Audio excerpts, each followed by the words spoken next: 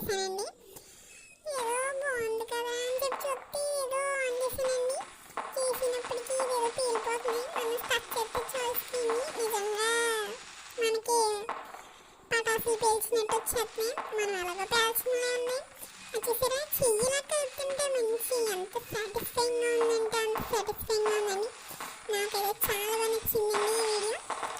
ఈ యాప్ కూడా నచ్చింది.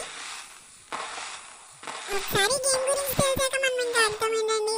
టప్ టప్ టప్ పే చేయడం తప్ప మనకి ఏం లేదు. ఇంకా అలా పేసుకుంటూ కూర్చున్నప్పటికి సడన్గా గుర్తొచ్చింది నాకు అసైన్మెంట్ రాయాలని చెప్పి.